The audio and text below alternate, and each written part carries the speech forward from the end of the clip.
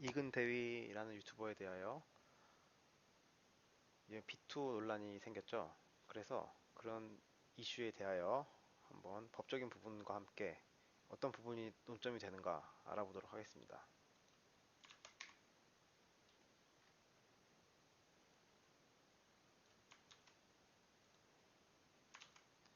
네, 이근대위에게 200만 원 정도를 돈을 빌려주었는데 당시에 받지 못해서 2016년도에 소를 제기해서 이제 그 돈을 갚으라는 판결을 받았다는 내용입니다. 그리고 판결문도 첨부를 했죠. 그래서 이제 그거에 대해서 이근 대위의 해명이 올라왔는데 내용은 간단합니다. 뭐 정확히 기억은 안 나지만 200이 안 되는 금액을 빌렸고 현금에서 100에서 150만 원 정도를 갚았고 나머지 부분은 스카이 다이빙 장비를 제공을 했고 그에 대한 교육도 무상으로 해주었다. 그러니까 쉽게 말해서 본인은 이제 다 갚았다고 생각을 하고 그렇게 해명을 한 것입니다. 그리고 소송에 대한 부분은 소송 패소 이유가 해외 파견으로 국내에 없었기 때문에 법원의 서류를 본인이 보지 못했다는 겁니다. 본가에 도착을 하여 이제 주민등록상 주소겠죠. 부모님이 보관을 했으나 이를 뜯어보지도 않았고 보관만 했기 때문에 소송이 제기된 사실을 자신은 알지 못했으며 그대로 패소하여 이 내용이 확정이 되었다. 이런 내용입니다.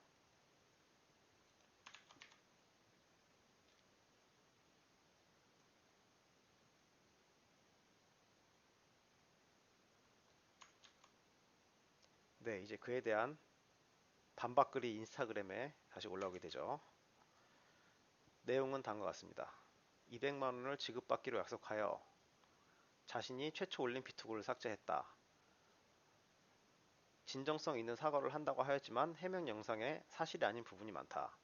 첫째, 현금으로 지급했다는 100에서 150만 원에 대한 얘기는 이 반박글에는 없습니다. 다만 스카이 다이빙 장비를 원래 50만 원짜리인데 자신이 이제 무상으로 제공받은 것이 아니라 중고로 25만 원에 구입했다. 교육도 2회 받은 것은 사실이나 회당 3만 원씩 총 6만 원을 지급했다. 그리고 일부 네티즌들이 확정 판결을 받은 부분이 있는데 어째서 압류를 진행하지 않았느냐. 압류를 진행하지 않았기 때문에 의심이 된다. 이런 의문점을 많이 남겼는데 이에 대한 답변을 한 겁니다. 진행을 했는데 한 개의 계좌만 압류를 했고 잔고가 없어서 집행이 되지 않았다. 이런 내용이었죠.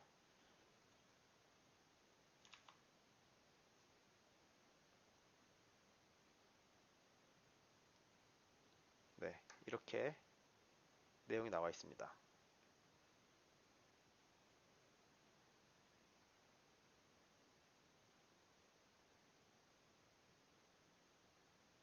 내용을 보면 여기서 멈출 생각이 없어 보이죠.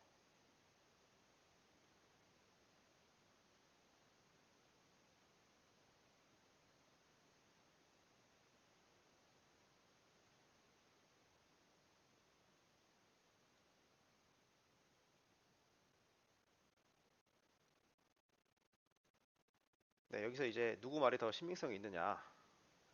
이 부분은 이제 각자의 판단에 따라 다르겠지만 법률적인 부분을 본다면 다음과 같습니다.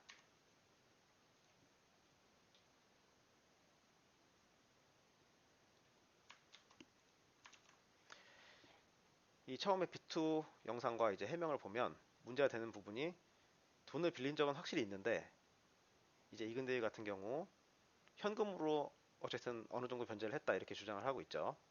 근데 이 현금으로 이제 변제를 했다는 부분에 있어서 일반적인 사람들은 이제 보통 거의 계좌로 거래하는 경우가 많고 또 이제 사실 200만 원이 어떻게 보면 뭐 적다면 적다, 많다면 많다라고 볼 수 있겠지만 일반적으로 200만 원은 웬만큼 돈을 잘 버는 사람에게 있어서도 그냥 받지 못하고 넘어갔을 때 특히 이제 가족 간의 관계도 아니고 어떻게 보면 뭐 직속 상관이겠죠. 상관이지만 남이나 다름이 없는데 특히 이제 직속 상관에 이제 돈을 빌려달라는 요구를 이제 거절하기 쉽지 않았겠죠. 이 부분에 있어서 작은 돈이라고 볼 수도 없고 또 가족 간의 관계도 아닌데 이런 아무런 안전장치 없이 거래했다는 게 사실 믿기 쉽지 않은 일입니다. 또 다음 보겠습니다. 일반적으로 이제 어머니께 소장이 도착했다고 하는데 일반적으로 당사자가 없으면 이제 즉 우편물을 수령하지 않으면 폐문부재라고 합니다. 우편물 받지 않았다는 뜻이죠. 그래서 이제 소장이 전달이 되지 않으면 몇 번 가다가 이제 다시 이제 공시 송달로 바뀌거나 아니면은 주소를 변경해서 실제 사람이 사는 곳으로 이렇게 다시 우편물을 보내게 돼 있는데 이 소액 재판이 대부분이 사람들이 우편물을 받지 않습니다. 그래서 우편물을 받아서 재판 기일을 잡는 것 자체가 어려워요. 그리고 확정 판결을 받아도 돈을 받기도 쉽지 않습니다. 자, 이 경우를 한번 보시게 되면은 어머니가 그런데 이제 우편물을 받았다고 했죠. 이제 어머니가 우편물을 받았으면 이 우편물은 법원에서 왔다고 찍혀옵니다. 그리고 한 번 오는 게 아니라 몇 번 와요. 이제 소송이 걸렸는데 형사소송 같은 경우에는 이제 소송 내용을 알려주지 않는데 민사소송 같은 경우에는 이런 이제 소송이 들어왔으니까 대응하라고 답변서 보내라고 옵니다. 그렇게 되면 보통 사람들 어떻죠? 법원에서 등기가 오게 되면 좀 무섭죠. 어떤 내용인지 보고 싶죠. 아니면 나한테 온 우편물이 아니면 당사자한테 연락해주고 싶을 겁니다. 내가 만약 아버지고 제 아들에게 이제 이런 우편이 왔다면 전화해서 알려주겠죠. 이런 우편이 왔다. 법원에서 왔다고 표기가 되고 재판부에서 올 겁니다. 자, 이 사진을 한번 보면은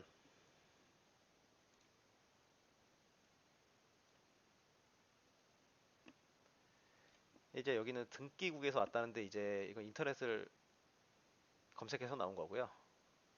등기국은 아니고 재판부에서 올 겁니다.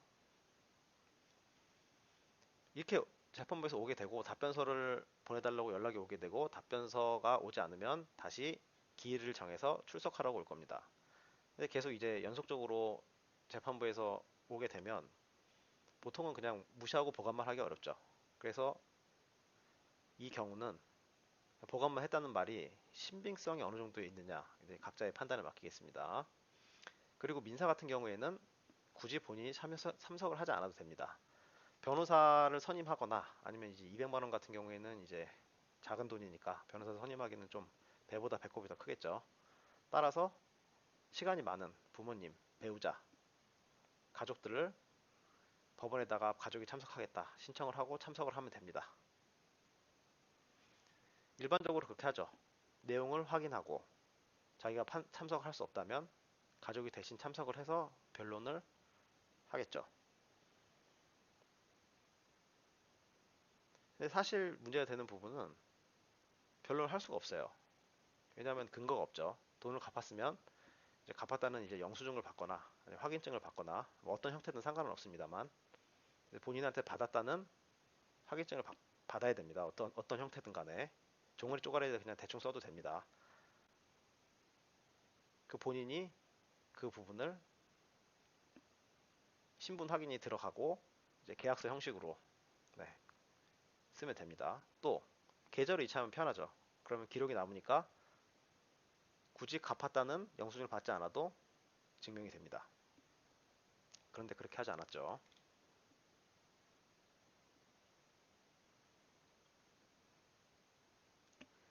자, 이제 아직 해결이 안 된 문제가 있는데 제 반박 영상에서도 150에서 100 정도를 현금으로 변제했다는 부분을 제 반박문에 넣지 않았는데 그냥 단순한 실수이거나 아니면 어떻게 보면은 이근대위를 이제 옹호하는 입장에서는 충분히 이 내용이 없으니까 100에서 150 정도 갚은 거 아니냐 이렇게 생각할 수 있겠지만 앞으로 더 상황을 지켜봐야 될 것 같습니다.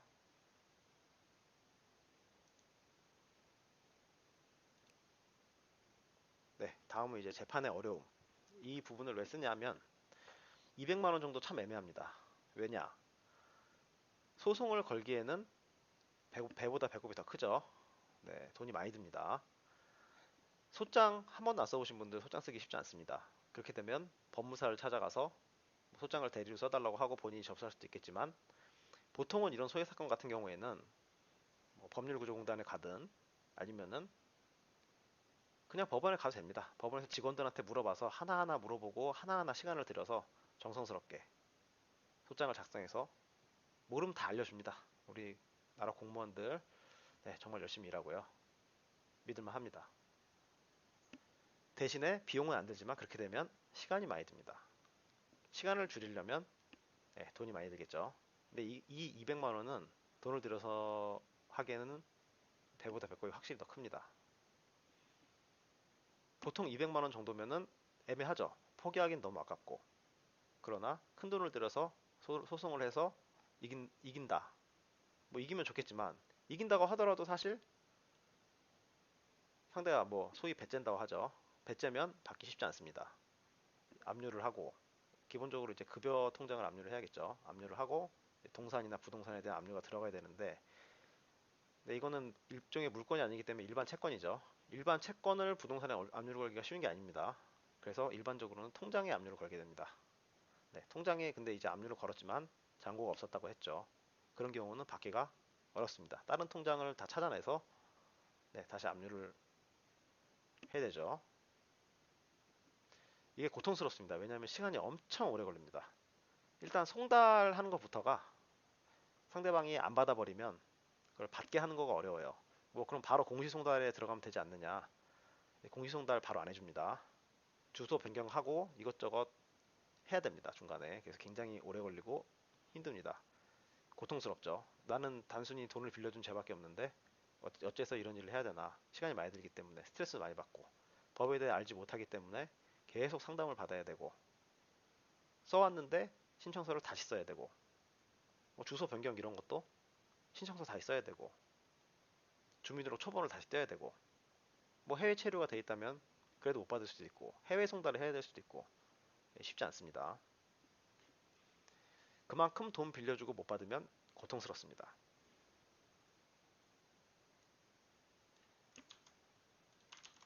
자, 많은 분들이 승소를 하게 되면 이제 변호사비도 다 받을 수 있고 확실하게 응징을 할 수 있는 거 아니냐. 뭐 이자도 15%나 되니까 빌려준 돈보다 훨씬 더 받을 수 있지 않느냐. 그 과정이 고통이 커요. 그리고 변호사비를 다 주는 게 아닙니다. 이런 사건에 변호사를 쓸 사람은 없겠죠. 근데 변호사를 쓴다고 하더라도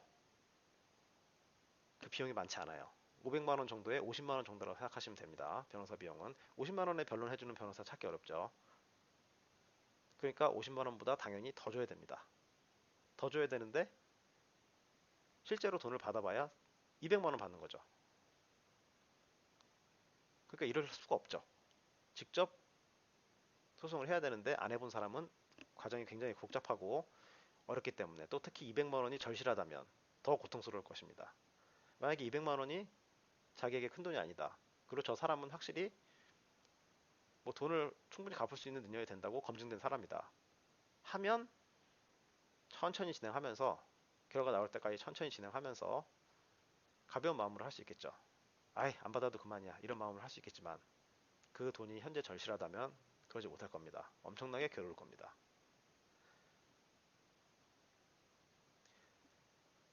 개인적인 의견이긴 하지만 B2 당사자의 글을 보면 네, 상당히 고통스러워했다는 걸 저는 이제 알 수 있습니다. 왜냐하면 이런 분들을 많이 봐왔기 때문에 소액이지만 민사 재판에서는 200만 원이면 소액으로 보죠. 아주 소액이죠. 그렇지만